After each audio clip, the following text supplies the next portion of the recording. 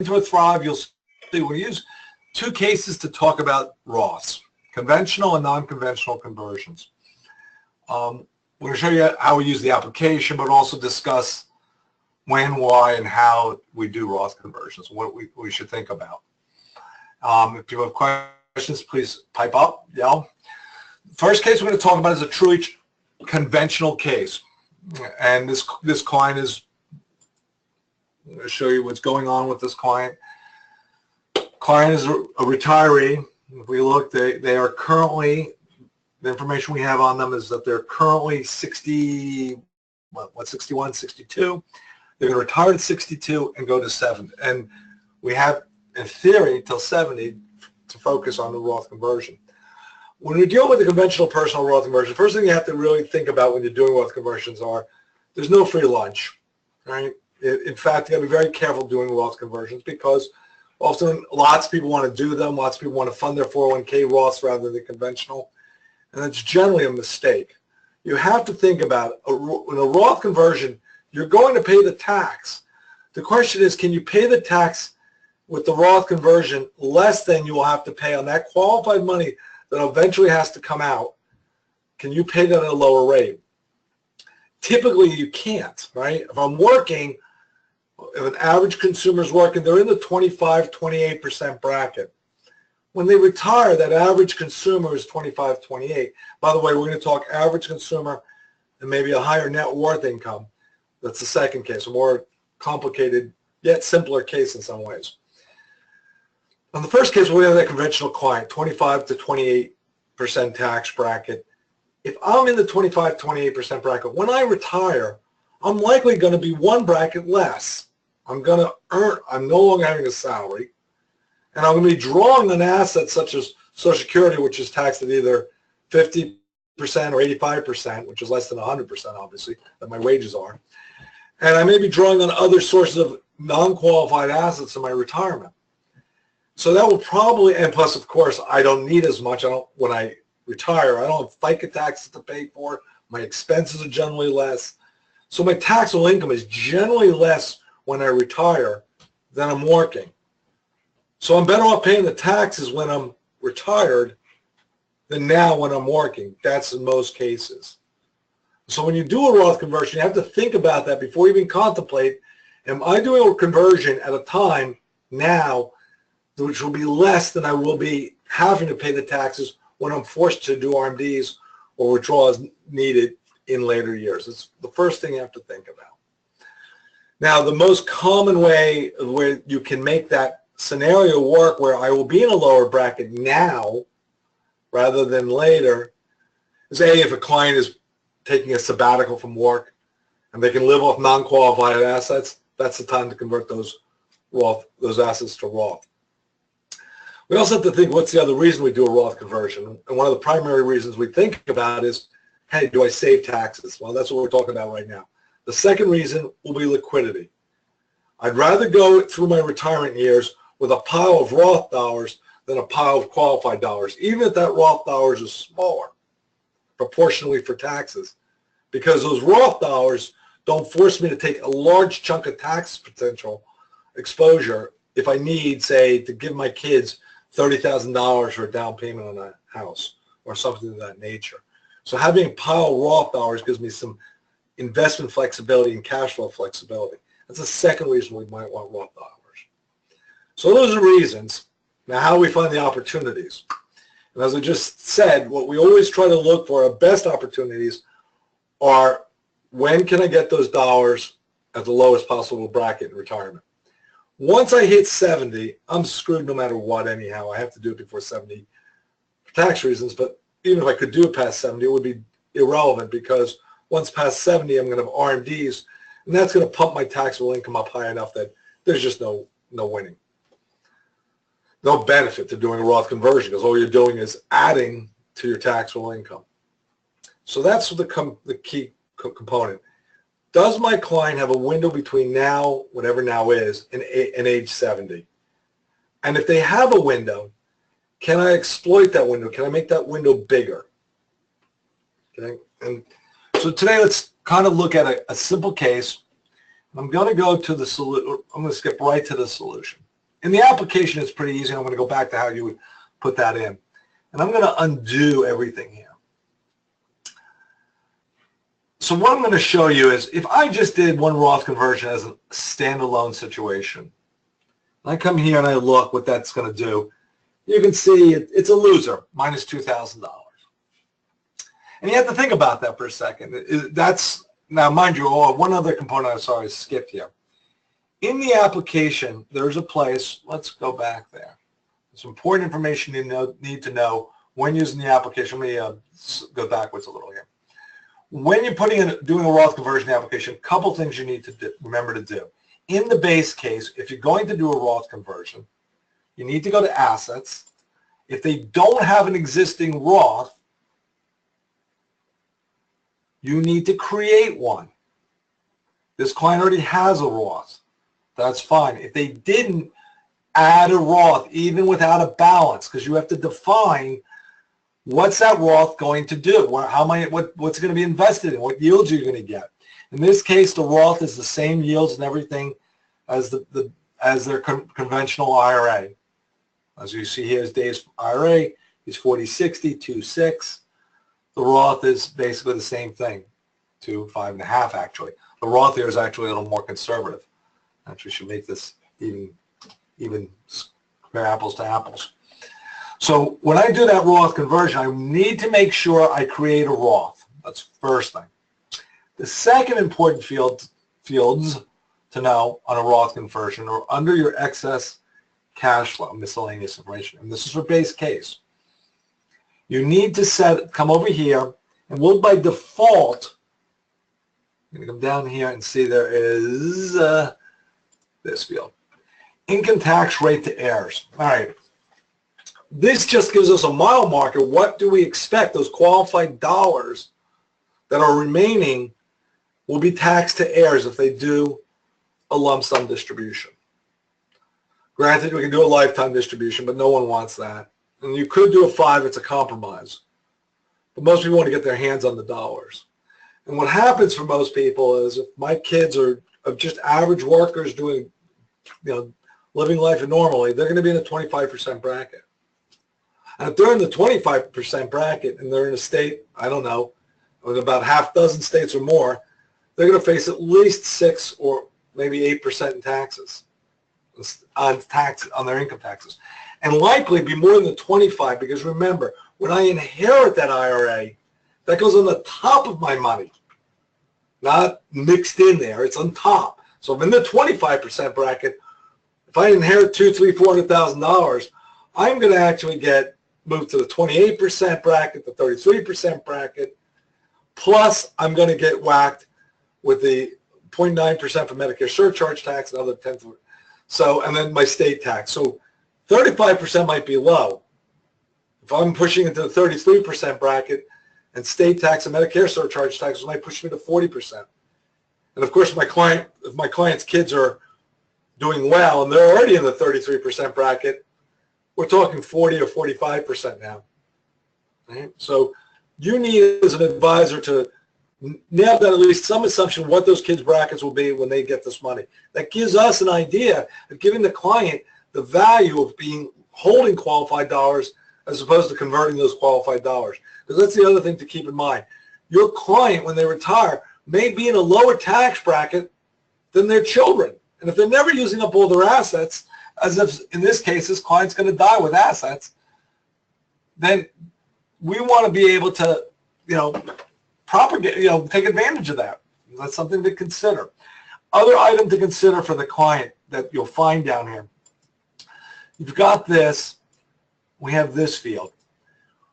Right now we have the assets by default coming out of the qualified assets and then non-qualified. And that's kind of a goal, right? We don't want to give those kids, just for the exact reasons we talked about, we don't want to give those kids those qualified dollars because we'll be in a lower tax bracket. And by default, the software, that's the default. You can change that. Sometimes changing it's better, sometimes it's worse. And you can play with this number. You can make it 50-50, 25-100, whatever 25-75, whatever you want. All that means is that when there's a shortfall, and we got to go look for dollars to pay for the shortfall, right now the default is take from qualified assets first to meet the shortfall. until all qualified assets are exhausted. If you change it around, it will say, okay, take from non-qualified first and qualified second. Always take R&Ds, of course, but then whatever's not needed, take from non-qualified first. And of course, you can prorate that to 50-50, 75-25, whatever you want. So these are important components to know when you're doing a Roth conversion. Now I'm going to go to analysis. When I go to analysis, if I were doing just a Roth conversion, and that's all I'm going to do for this exercise, there was more to this case than doing the Roth. There are other issues that we get concerned about. But if you're doing a Roth conversion, they should be of paramount concern to you too. Actually, I'm going to step back to that discovery. And one of the things are, when you're doing an analysis for the client, and when I'm looking at their current situation, we're going to be doing those Roth conversions in those early years. What does that mean? Well, when I'm doing those Roth conversions in those early years, those are years I'm also needing the money to live on. That's what I'm doing, because what's happening, my client's retiring at 62, and Social Security is not going to start for a while. My pension's not starting for a while. I've got an era where I'm going to be stripping money out of my assets. And right now, by default, I'm taking from my qualified assets. And that's going to create a high distribution rate. When you do a Roth conversion, what are you going to do? You're going to create more taxable exposure. That's going to add to what your needs are, because you're going to have more taxes when you do a Roth conversion. And that's going to send that distribution rate up. Right? Thinking process and all of this is thinking what's going on and understanding what's the consequences of doing things. Roth conversions are not free. They cost money, they cost taxes, which cost need for income, which causes more liquidation. Right? So when I go to my analysis, normally what I would do to alleviate some of this stuff is that I would do, I'm going to come down here and go to the solution tab so you can see item by item. I'm going to uncheck this stuff. Now, I'm going back to what I told you before. If I do in an abstract just one Roth conversion, and here I did $25,000, and it's a $7,200 winner. And I can do another one and another one. Let me catch up. And it's becoming a winner. But understand, you can see what's happening to me, by the way. I'm getting more and more tax burden. Right? If you look, that green line's going up to red, and that's causing me higher distribution rates, something I should be concerned about. And by the way, this is totally inefficient. What would be efficient to do, I can do all these Roth conversions.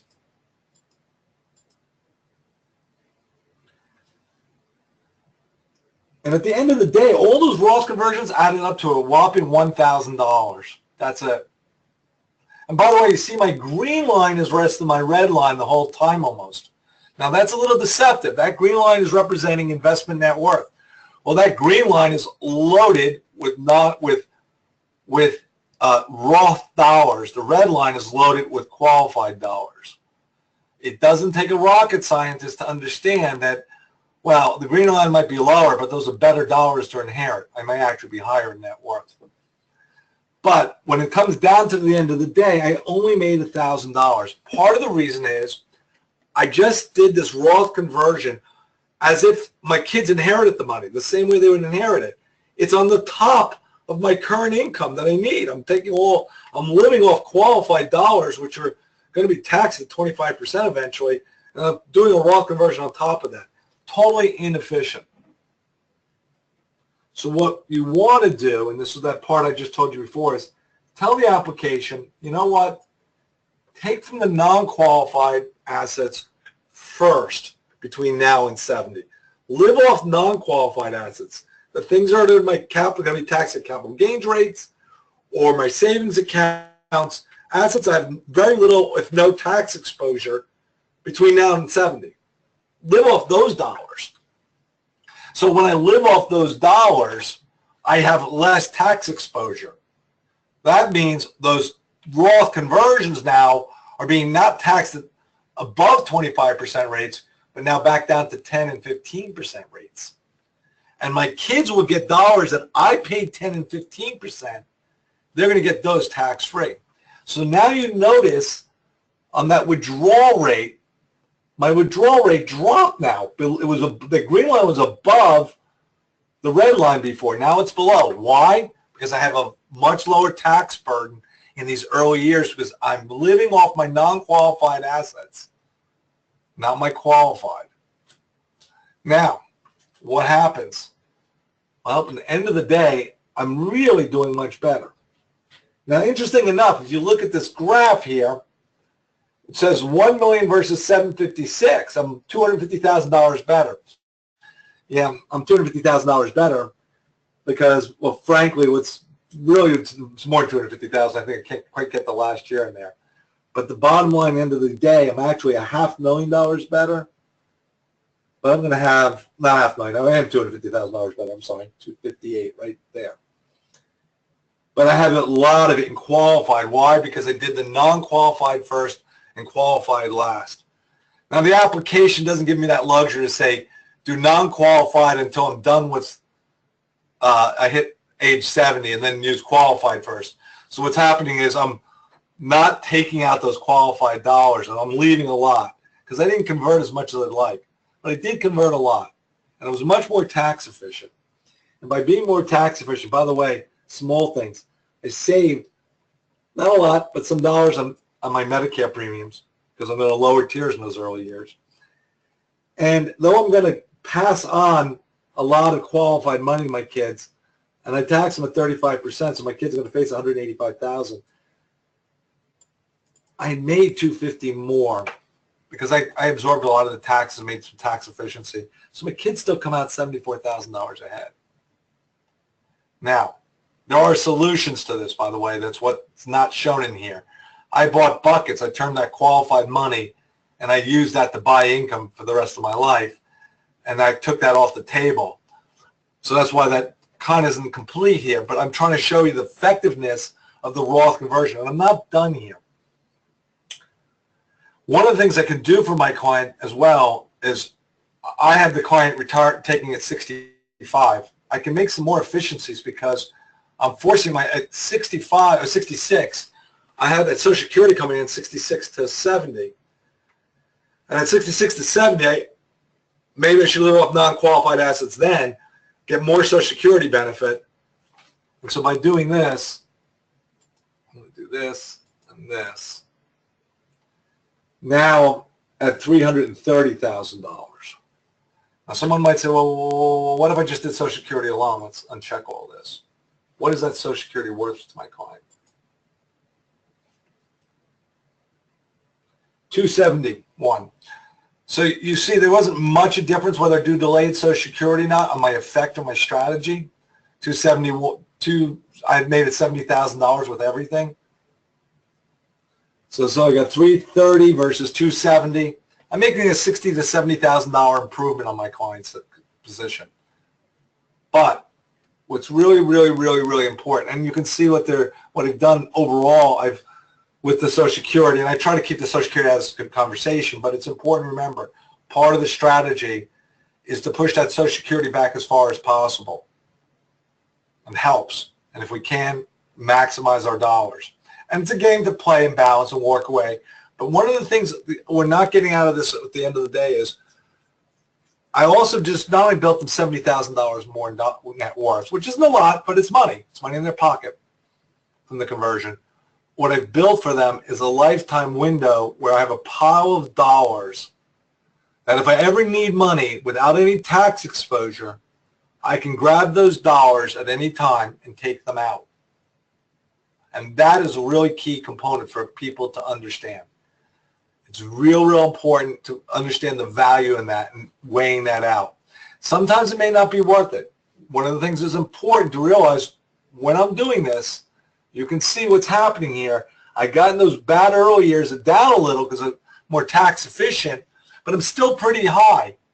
And I'm not sure how excited I would be in a down market to want to pay taxes on liquidation of my Roth dollar, my IRA dollars. Something to keep in mind. You want to make sure you don't get in a situation here where doing the Roth conversion may not be appropriate because it may be having to liquidate assets I don't want to liquidate, right?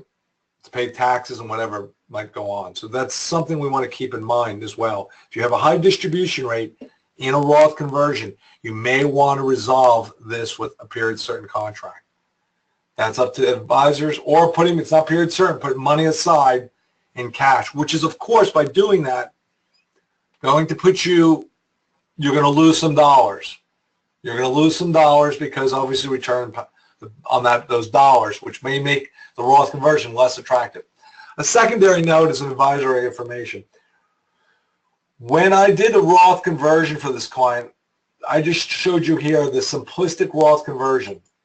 If I go back to analysis, and I go to my portfolio,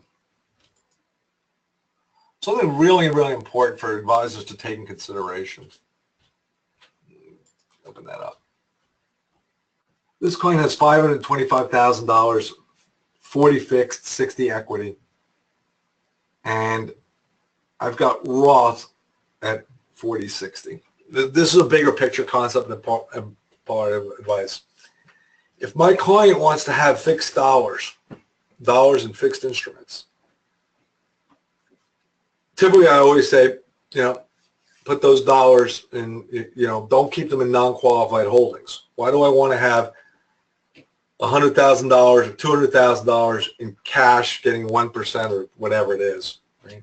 If I want to have $200,000 getting 1%, if I'm going to have money getting that, and I have $200,000 sitting over in my Roths, and I've got that all in equity, I'm probably better off swapping those positions, making my non-qualified assets all the equity, and making the Roth all the fixed. Simply because why? The fixed are taxed at ordinary income rates, and the capital gains are taxed at capital gains rates with a step up. I'd rather be getting those free dollars of taxation inside a Roth as ordinary if I'm going to have a balanced portfolio. But that's a side note. Keep that in mind.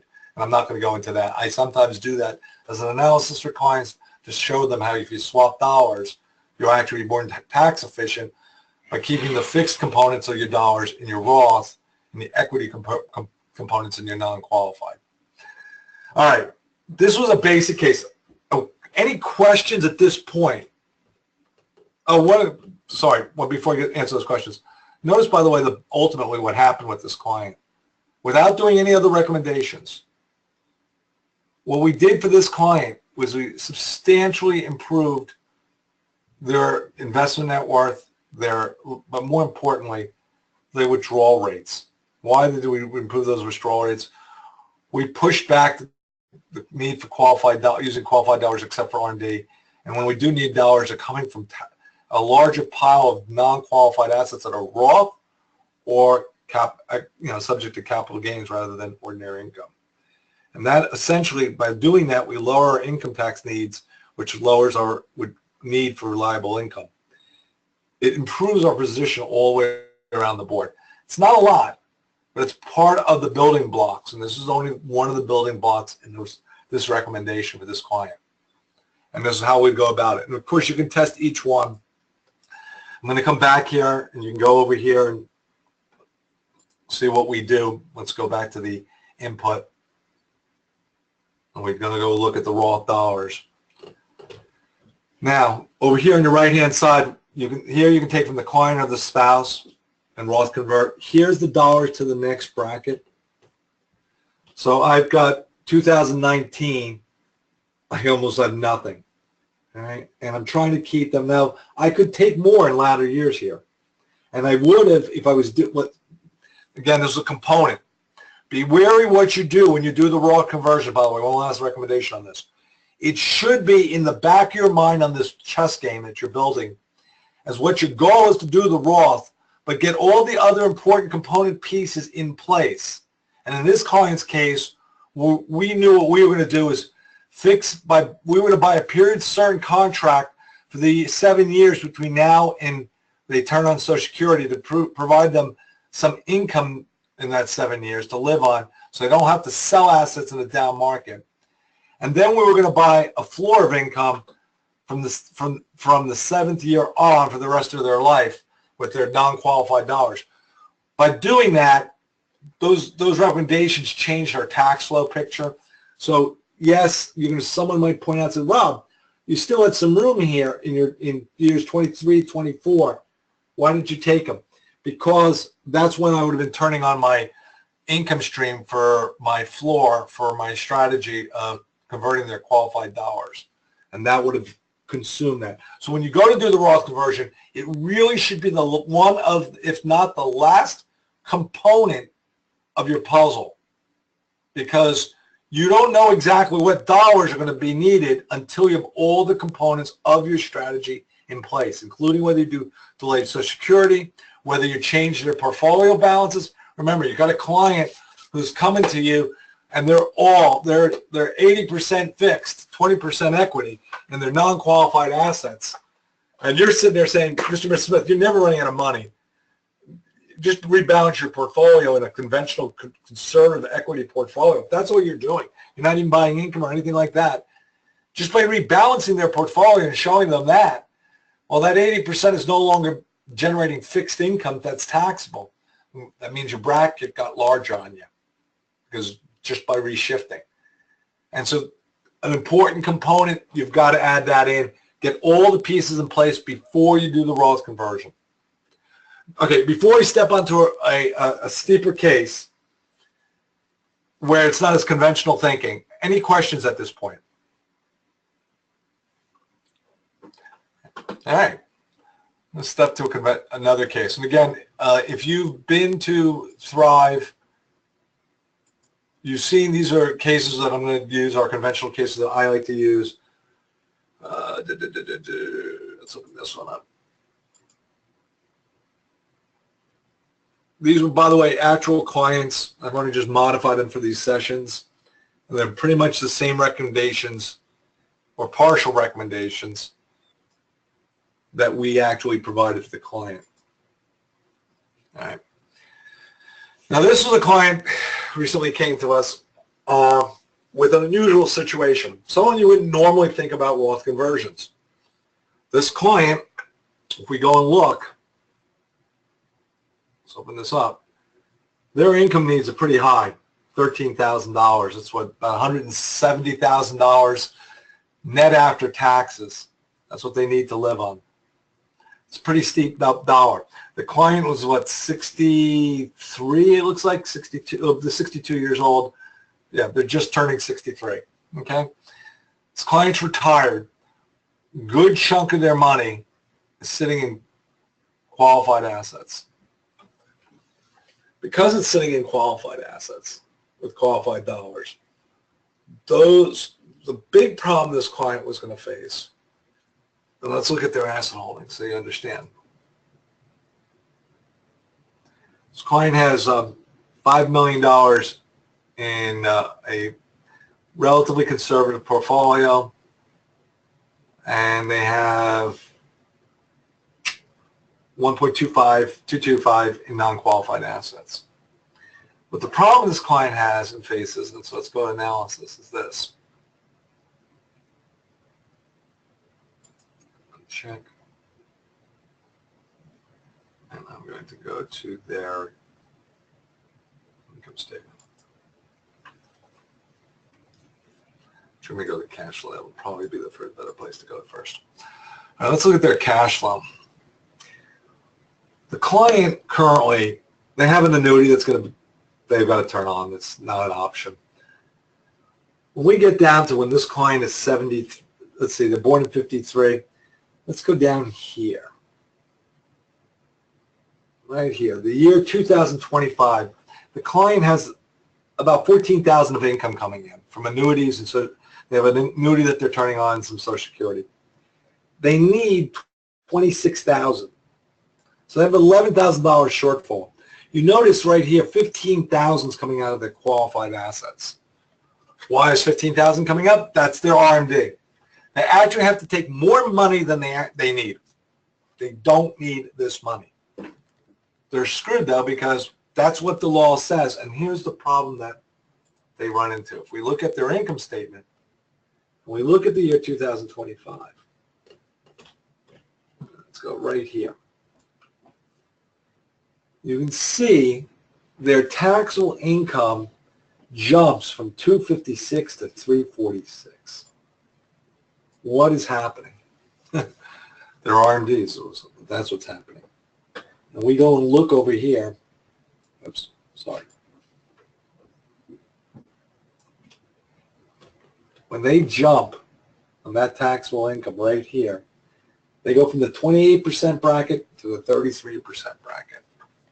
And they'll be in the 33% bracket for the rest of their life. And actually, their heirs are going to pay more than 33% in taxes. If you inherit that kind of pile of money, you're going to pay a lot more in taxes. In fact, I'll bet you I didn't even do that in this plan, so I should go and look. Remember, we want to make sure we come here. I don't remember if we did this. Let's make sure we did. Yeah, we did. We had 36% here, I think. So, and that might be probably conservative, right? It may be higher than 36%, maybe 40%, because this kid's going to get 33%. I don't know what state they were in. They were in Kansas. Okay, so Kansas, that might be appropriate. If the kids are in Kansas, 36% is okay. 33, about 3% taxes. It could be a little higher, but keep that in mind. It's an important component to put in a case like this. Getting an understanding where the kids live and what bracket those kids are in. Because a case like this, inheriting a couple of $1 million, because these kids are going to inherit, at every given point on that line you look, they're going to inherit $5 million or something, $5, $6, $7 million. There's no way around it. Those kids are probably actually, when they stop and think about it, unless they do a lifetime distribution, those kids are going to be stuck. I'll be honest, I probably should have put 40% or maybe higher. But we'll leave it at that, just as a conservative viewpoint. Not conservative, it's actually reverse from conservative, but conservative to show you the benefit of what we're going to do. What are we going to do? So I'm going to do a solution here that had nothing to do with just the Roth conversion. Now, we're going to look at what do we have here. Well, the situation looks pretty much a lot better than where they are, right? Net worth is a lot better. Withdrawal rates are better. Everything's better. By the way, one reason withdrawal rates are better, I'll show you, we converted a lot of dollars. So what happens? I have a lot less tax exposure down the road. Because I have a lot less tax exposure year by year, I'm going to put myself in a better spot here. I'm taking a burden here where I'm paying the taxes, but I'm way better back here simply by doing these things, all right? Now, what did I do for net worth? Improvement of 1.75 to my heirs. All right? And again, well, you're seeing them, that's still giving the heirs 1.8 million. Part of it, you'll see why. I don't have that control factor. Again, this doesn't have all of our solution in it to be with. This client, we would be buying income. So we'd be consuming up that whatever 1.8 million. We would have converted the rest of their qualified dollars that we didn't Roth. We would have converted a chunk of them, a good chunk of them, to buying income. So those kids aren't getting stuck, and the kids would get the non-qualified dollars instead. But I did this as a standalone for you to see. So I wanted to be able to do that for you. Let me get rid of this screen. Thank you. All right. One of the things you'll notice over here, total taxes and total Medicare. Two components actually we save for this client. One, it's way more tax efficient for them to pay the taxes at 28%, but that's what we're going to do in a second. You'll see what we did. Paying the taxes now at lower rates here than paying at higher rates here. So we're going to save them a lot of taxes. Forget what their kids get. We're saving them a lot of taxes. And the other thing we're doing, when you're saving someone taxes, there's a big heads up there. That means there are lower tax brackets. If there are lower tax brackets for a lot of years, a lot more years, what are you doing? You're putting them in a lower Medicare tier. This client's avoiding going to the top tier, which probably is saving them $2,500 a year or more. So that's another gift of doing the Roth conversion. I'm creating other dollars to live on in later years, and I'm reducing my Medicare premiums too. All right. Now you see the benefit. What did we do and why? So let's go over to the solution. And we're going to uncheck everything. Okay, everything's unchecked. Now, the first and most important component to this decision was I needed the client to live on non-qualified assets first. Okay, so I go down here and I chose take from non-qualified assets to qualified assets. By doing that, by the way, that alone, I make the client a better position at the end in the projection on net worth. I come out ahead, 6 million to 5.4. But by doing that, I'm laboring my kids with a crap load of qualified dollars. So my kids might get total dollars, more dollars. And I may have saved a lot in taxes and Medicare premiums, but I screwed my kids over because they're going to have to pay so much more in taxes that by just doing a switch over to using non-qualified assets first and qualified second, it's not a winner by itself. All right. The reason part of that is I don't have that much non-qualified. It helps me for a couple of years. And then you can see that green line, which is nice and low and lower because I have lower taxes. It pops right back up. Why? Because guess what? I've run out of qualified, and now I'm just living off I ran out of non-qualified, and now I'm living off qualified and paying all those taxes, and it's no different. So I'm in no winner position. It's not a real winner overall, just doing that alone. But if I start doing Roth conversions, now in this case, let me explain one other thing we told the client. They've got to do delayed Social Security. And that's going to improve their situation. They're still in the hole, minus $130,000. But I need to do the delayed Social Security because I can't have any income during this window. Like it or not, whether it's a great idea for them or not, it's the right thing to do. It improves the case a little too, but I need to push as much income as I can figure out of the way from now until they turn 70. I need to clear up as much room as I can in lower brackets. And then, of course, I start doing my conversions. And if I do start doing those conversions, and you're going to start seeing this number starts improving substantially. I'm in just big numbers, and we're going to just click on everything. And I've now improved things substantially, and it's well worth the dollars. A lot of dollars. A lot of dollars.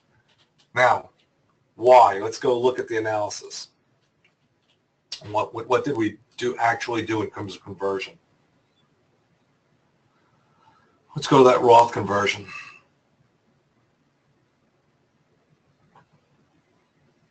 So over here is going to show you the brackets the client's in. You'll notice I'm doing conversion in the 20 up to the top of the 20. If I turn this to 0 for this client, because I pushed all their income out and I'm living off non-qualified dollars, effectively, I'm in the 10% bracket. My client has got no taxable income. They're just living off their savings. Very little taxable income. So I got room galore. And what I'm doing is I'm taking $250,000 out and taxing it between 10 and 28%, rather than the 33% it would be taxed. So effectively, this one item is saving them $40,000, $50,000 maybe in taxes, in tax differentiation between 33% and 10 or 15 or 25%. And of course, that's time value of money now. That money is going to, that difference in taxation is also getting to compound in investments. And one of the key components I would be doing for this client is investing again, and an environment where they have a pile of money that they can touch. And so you can go through this, and the goal here wouldn't be the 15% bracket, which some people do. I'll just roll up to the top of the 15%, or the top where you made the 25. In this case, I'm going to the 28% bracket. And the reason I want to do that is ultimately I want to avoid RMDs. That's the whole point of this mess. So now if I go and look at my reports, when I look at that cash flow report,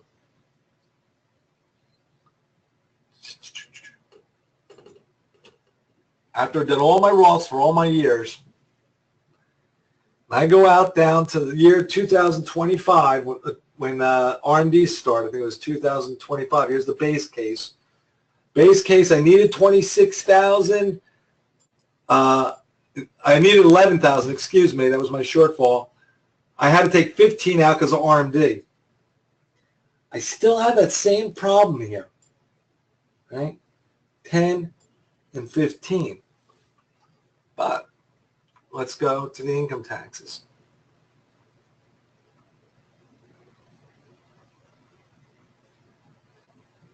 Come on, income tax.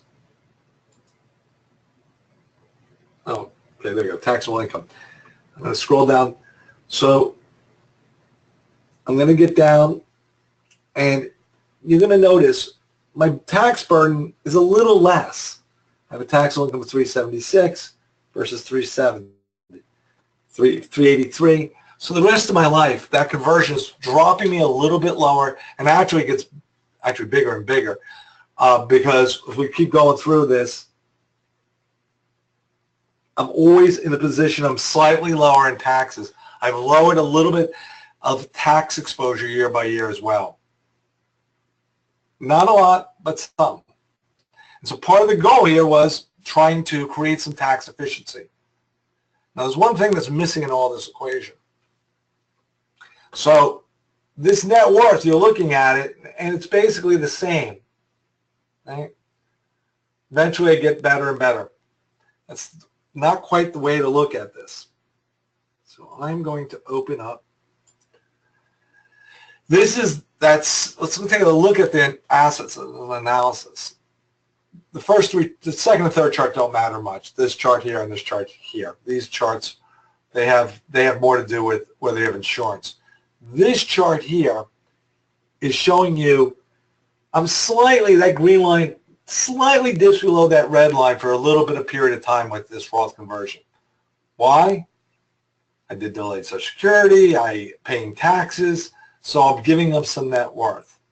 But that's a false way of looking at it because these aren't the same kind of dollars.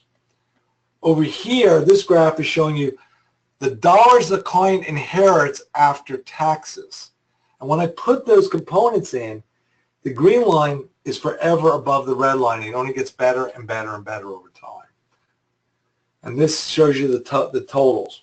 So currently, after taxes, my kids would inherit, if I died, after insurance is paid out and taxes of 36% on qualified dollars, with capital gains assets and non-qualified getting a step up, and obviously non-qualified fixed assets, no taxation. My heirs would get 7.6, but here I'm getting 7.714. Not a lot, $30,000 difference. But that number just keeps growing over time. Part of it's time value of money. I have more money and it's going to keep growing. Part of it is I have less taxes every year. Part of it is less RMDs. There's a whole bunch of things going on. But over time, that number just gets wider and wider. And eventually I'll have a substantial difference. And it's worth it. Because those dollars my kids inherit are Roth dollars. And we want to keep that component to understand the value in this isn't just building a net worth. It's a value of two things. At any given time on this line, that red line, my client, and that red line, if they had an expense that came up, they have 1.25, they could touch that, I guess. But other than that, they have qualified dollars they've got to consume. Me on that green line, I have a lot more in Roth dollars. And we can see that by going to the balance sheet. So if I look at my balance sheet,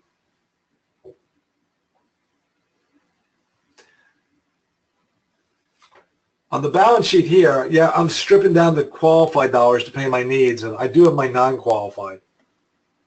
Here, I don't have as much non-qualified, but I'm replacing it with, effectively with Roth dollars, because I'm living off the non-qualified and converting these over to here.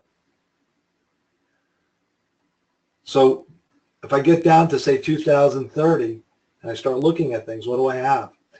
Here I have 4.4 million. Here I have 4.7 million. But here I've got 1.4 million that I converted in tax-free dollars. Here I have 1.16 in non-qualified, 2.2. So this client has 2.2 in non-qualified in Roth dollars, and this client's going to have 2.5 in non-qualified in Roth dollars. About 15% more in dollars that have no impact on my taxes. So as time goes on, I'm growing my dollars in a very low tax environment, and I have bigger dollars to grow. Here, both of us are stuck not too far apart in non-qualified dollars, in qualified dollars. 4.6, 4.3. Hope that shows you kind of, there's not a lot of big gains. No one should expect that there's major gains from a Roth conversion. And by the way, there's more to this plan than this. And the Roth conversion is only a component. It's not a solve. It's only a component to add quality of advice. It creates liquidity for the client, allows heirs, if they're are successful heirs, to inherit money more easily. If we ever come back to an estate tax that starts affecting people under 10 million, it also creates a liquidity for us. Makes it a lot easier to gift. A lot easier to move money around. So Roth conversions have benefits more than just higher net worth. That's always a smaller component. It's a tinier component. The component you have to value is the liquidity. And the liquidity as time goes on. So we go down to 2040. 2040, I got 3.5 million versus 3.3. I'm 200,000 less here, but I'm sitting on $2.2 million here. Sorry about that. So I'm sitting at 2.2. Here I've got 3.3 total between Roth and non-qualified. Here I've got 2.2, 1.9. I'm up to 4.1. Now I'm 25% larger. Even though, yes, I'm up 4.1 versus 3.3 is about 700,000, but I have 200,000 more in qualified dollars. Still, I'm up about $500,000 ahead of the game.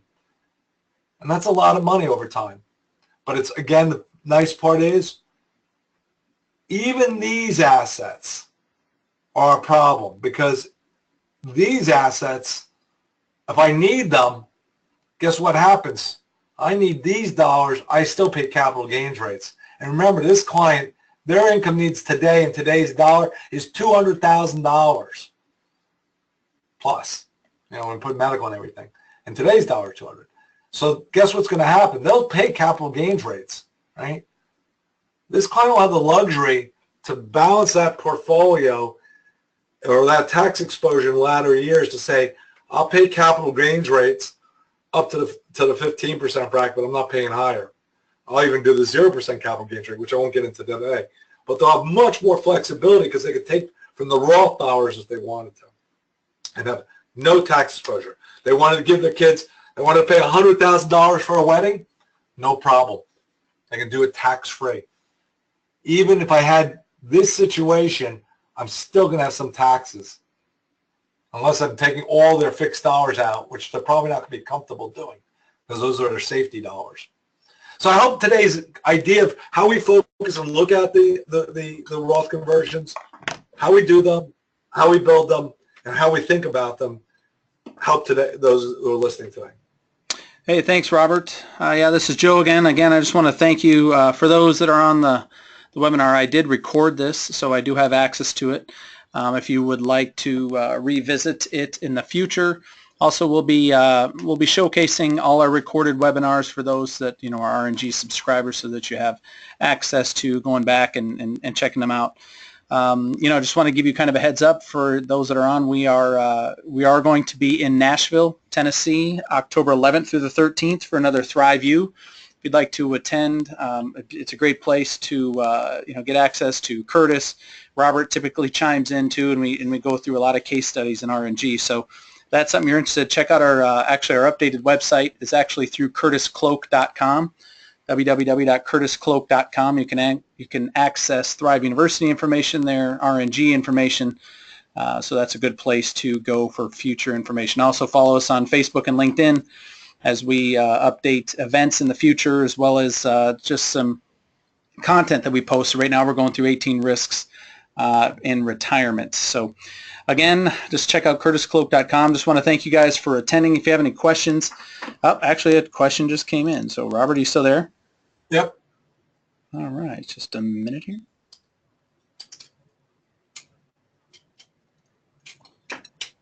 Dun, dun, dun. Okay. What investment choices where you would put the Roth conversion money once you begin that each year for a client? Okay, so I'm going to back up to something I said earlier. And of course, this has to do, there's no right answer for each client because that's a risk-reward equation. If I've got someone they're open to equities, fine, that's fine. But typically, if I have any fixed assets, okay, when I look in those portfolios, and it depends on the cash flow. These are dollars that after I convert, they don't need them because, like in this client's case, they really never need those non-qualified or Roth dollars. Why? Because their R&Ds are always greater than their income needs. So I'm always going to be pulling out of their qualified dollars to live on. That's just what it is. If I know that, what I would probably do in this client's case, if I'm sitting down and doing the recommendations, by the way, this was another firm that came to us for the tax strategy. I did not give the investment strategy on this. This was another firm came and hired us as a consulting firm to come up with a solution. What I would have done, and what they do is up to them, I would be balancing the portfolio that if this client was, I'm just going to be simplistic, 50-50, and half their dollars are still remaining in those qualified, those are going to be my fixed, and they want to be fixed from a liquidity and market risk allocation point of view. Most people sit there, oh, you want to be 50-50. I put 50%, 50-50 portfolio of my qualified and 50-50 of my non-qualified. No. If I have money, let's just assume I'm half and half to make numbers easy. And I've got $3 million in qualified and $3 million in non-qualified. I want my fixed dollars be in the qualified and my equity be in the non-qualified or the Roth. And if I still have fixed dollars in my non-qualified, those go into the Roth. The reason being, the qualified dollars and fixed income is always taxed at ordinary income, whether it's inside a qualified plan or in non-qualified dollars. Always taxed that way. Doesn't matter, which are higher rates. Capital gains, they're deferred. They're tax deferred. There's no tax on them until you liquidate, and they're taxed at lower rates. So the benefits of being effectively in a portfolio that's like a qualified plan, I don't pay the tax until I need it, and secondly, I pay at a lower rate. So why wouldn't I want the non-qualified dollars in an environment where they're taxed less? You put your capital gains in a non-qualified position where they're taxed less. Those capital gains inside a qualified plan are taxed at ordinary income rates, higher rates. So effectively, you want to try to keep equities slanted towards your non-qualified pile first, your Roth second, and your IRA last.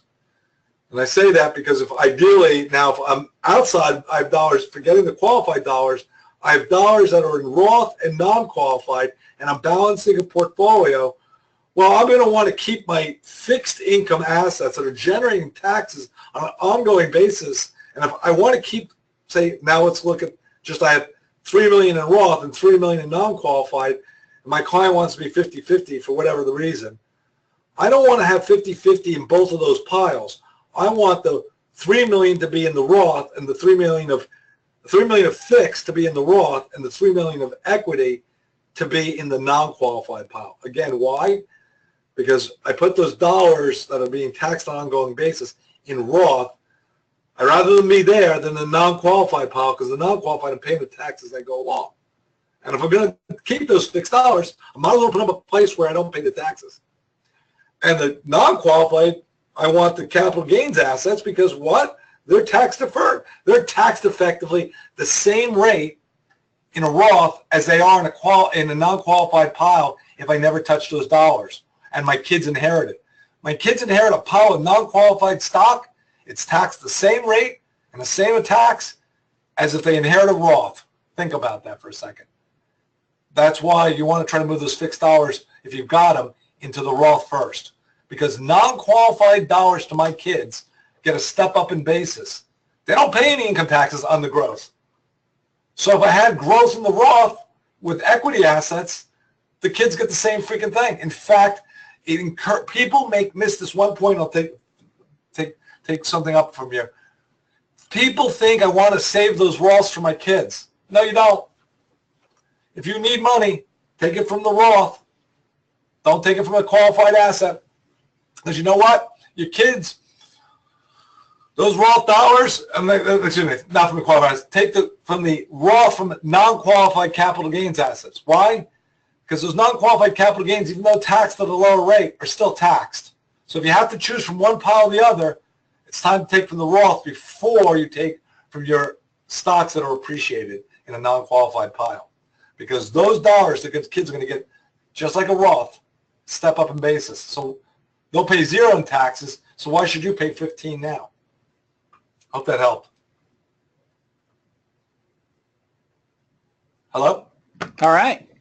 Sorry, I was on mute real quick and I started talking, but yeah, so thanks, Robert, for that. Doesn't look like we have any more questions come in. So again, this is recorded. If you would like access to it again, let me know. Otherwise, check out www.curtiscloak.com for more information on future thrives as well as RNG information. So hope to see you on the next webinar, and thanks again for joining us today.